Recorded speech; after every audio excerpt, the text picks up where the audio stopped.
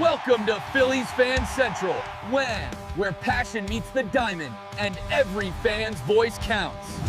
Welcome back to Phillies Fan Central, your number one source for everything related to the Fighting Phils.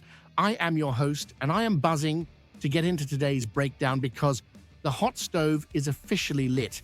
Before we dive into the latest exclusive news coming out of South Philly, do me a massive favor, smash that subscribe button, hit the like on this video, and ring that notification bell so you never miss a beat. We are building the best community in baseball right here, and I want to hear from you. Drop a comment below with your thoughts as we go along. Let's get straight to business.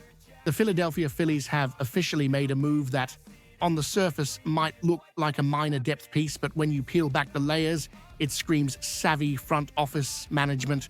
According to trusted insider Matt Gelb of The Athletic, the Phillies have acquired right-handed pitcher Yoniel Curet from the Tampa Bay Rays.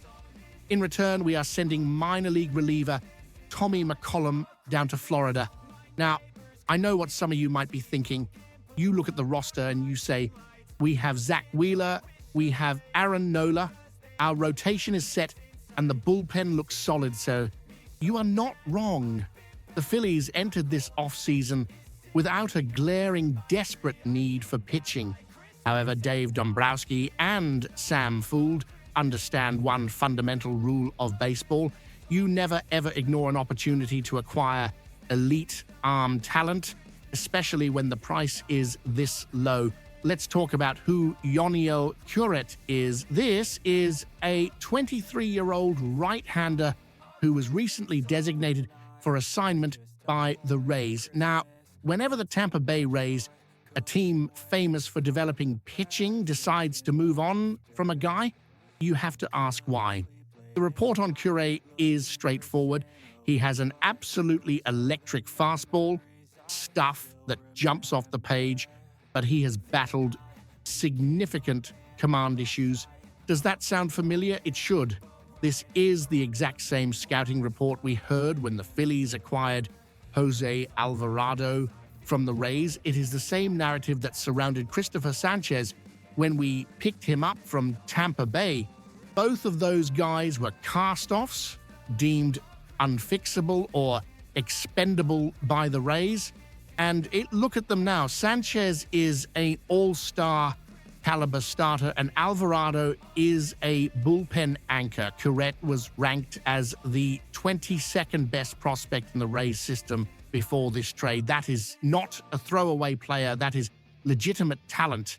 The Phillies are essentially betting on their pitching lab led by Caleb Cotham to do what they do best, harness raw power and teach control. By adding Curet to the 40-man roster, the Phillies are showing they believe his ceiling is worth the roster spot. He has minor league options remaining, which is huge for roster flexibility, allowing him to start the year in Lehigh Valley if needed. We are not just buying a pitcher here, we are buying potential. We are buying a lottery ticket that has struck gold for us twice before with former Rays pitchers. When you look at the raw tools, Curet fits the mold of a high-leverage reliever perfectly, even though he has come up as a starter. This is the type of low-risk, high-reward move that championship teams make in December to win games in October. Now, I want to take a deeper dive into the numbers because they tell a very compelling story about why the Phillies pulled the trigger on this deal. We gave up Tommy McCollum, a 26-year-old reliever. No disrespect to McCollum, but at 26, you generally know what a player is. Curet is 3 years younger and has a ceiling that is significantly higher. Let's look at the track record. In the 2025 season, Curet posted a 3.90 earned run average across 14 starts and 16 total appearances. That is a solid baseline, but if you look back just a bit further, the dominance is undeniable. In 2022, across 15 games with 10 starts, he posted a dazzling 2.14 ERA. He followed that up in 2023 with a 2.94 ERA in 26 appearances, even in 2024, as a full-time starter for 26 games. He held a 2.95 ERA. These numbers scream consistency in run prevention, even if the walks have been a headache. The data shows that batters have a miserable time trying to square him up. The philosophy here is clear. You can teach a guy to throw strikes, but you cannot teach a guy to throw a 98-mile-per-hour fastball with movement. If the Phillies can tweak his mechanics just 10%, we are looking at a weapon. The comparison to the Jose Alvarado acquisition is the most accurate one. Remember how frustrating Alvarado was with his walks when he first arrived? The coaching staff simplified his approach and he became unhittable. Curet has that same violent delivery and explosive ball flight. Furthermore, this move signals that the Phillies are not resting on their laurels. They selected Zach McCambley in the Rule 5 draft, and now they trade for Curet. They are stockpiling arms in a 162-game season. You need depth. Injuries happen. Fatigue happens. Having a guy like Curet who can serve as a spot starter or transition into a multi-inning flamethrower out of the bullpen is invaluable. We are talking about a guy who, if he clicks, could be pitching high-leverage innings at Citizens Bank Park. By August, the cost of doing business here, losing McCollum, is negligible compared to the upside of finding another diamond in the rough from the Tampa Bay system.